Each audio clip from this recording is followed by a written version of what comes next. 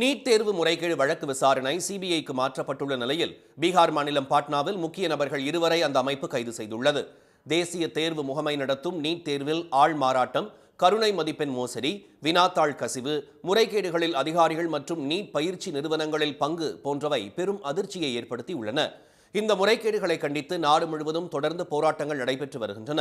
அதன் ஒரு பகுதியாக டெல்லியில் தேசிய தேர்வு முகமை அலுவலகம் முன் காங்கிரஸ் கட்சியின் மாணவர் அமைப்பினர் போராட்டத்தில் ஈடுபட்டனர். அப்போது தேசிய தேர்வு முகமை அலுவலகத்திற்குள் திடீரென புகுந்தவர்கள் நுழைவாயிலை பூட்டினர்.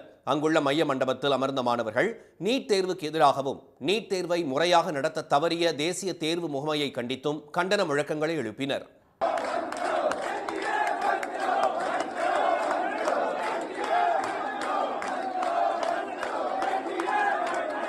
ராஜஸ்தான், ஹரியானா, குஜராத், மகாராஷ்டிரா, பீகார் உள்ளிட்ட மாநிலங்களில் நடைபெற்ற நீட் தேர்வு முறைகேடுகள் தொடர்பாக அந்தந்த மாநில பொருளாதார குற்றப்பிரிவு போலீசார் 19 பேரை கைது செய்தனர்.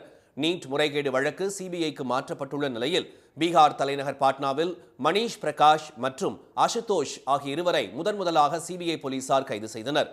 வினாத்தாள்களை தேர்வுக்கு முன்பு விநியோகம் செய்தது மற்றும் எரித்தது உள்ளிட்ட புகார்களில் மணீஷ் பிரகாஷ் முக்கிய குற்றவாளியாக கருதப்படுகிறார். இந்நிலையில் நீட் தேர்வே ஒரு மிகப்பெரிய மோசடி என்று திமுக எம்பி திரு தயாநிதி மாறன் குற்றம் சாட்டியுள்ளார். This is a cover up. NEET is the biggest fraud.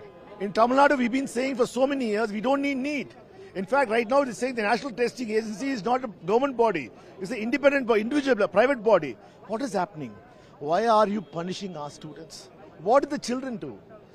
இதற்கிடையே ராஜஸ்தான் மாநிலம் கோட்டாவில் தங்கியிருந்து தனியார் நீட் பயிற்சி மையத்தில் பயிற்சி பெற்று வந்த பீகார் மாநிலத்தைச் சேர்ந்த ஹிரிஷித் குமார் என்ற மாணவர் நேற்று தமது அறையில் தூக்கிட்டு தற்கொலை செய்து கொண்டார். நடப்பாண்டில் மட்டும் கோட்டா நகரத்தில் 12 பேர் தற்கொலை செய்துள்ளனர்.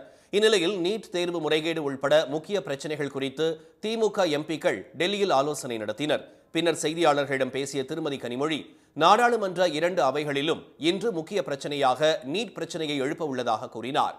இதேபோல் காங்கிரஸ் தலைவர் திரு மல்லிகார்ஜுன கார்கே இல்லத்தில் இந்தியா கூட்டணி கட்சி எம்பிக்களின் ஆலோசனை கூட்டம் நடைபெற்றது.